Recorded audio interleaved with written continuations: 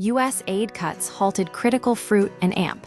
Vegetable research in developing nations, the Horticulture Innovation Lab, a USAID-funded project focused on improving fruit and vegetable production and access in vulnerable regions, was abruptly shut down under the Trump administration, leaving ongoing research and local livelihoods in jeopardy. The program's former director, Erin McGuire, a native of rural Maine with personal experience in food insecurity, described the closure as a complete mess. Core mission: food security and equity. McGuire's lab concentrated on a critical but often overlooked area of global agriculture: fruits and vegetables. Unlike staple crops like rice or wheat, research into horticultural production receives comparatively little funding, despite its importance for nutrition and local economies.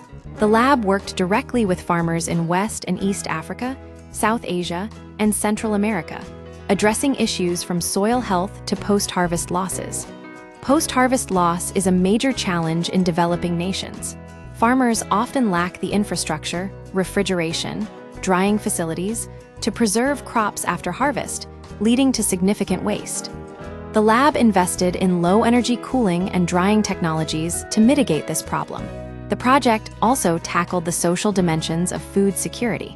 It examined how to boost fruit and vegetable consumption, particularly among marginalized groups, and how to empower women, who often cultivate these crops through increased economic opportunities.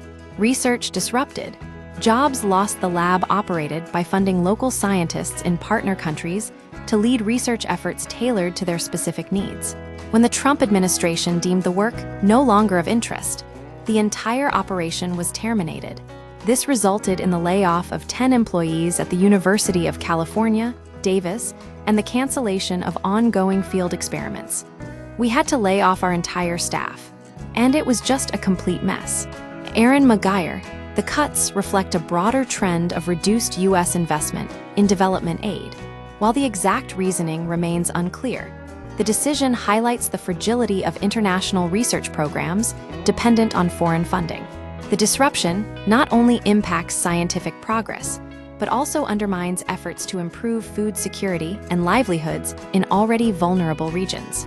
The sudden defunding of such a targeted program raises questions about the long-term consequences for nutrition, agricultural development, and women's economic empowerment in the affected countries.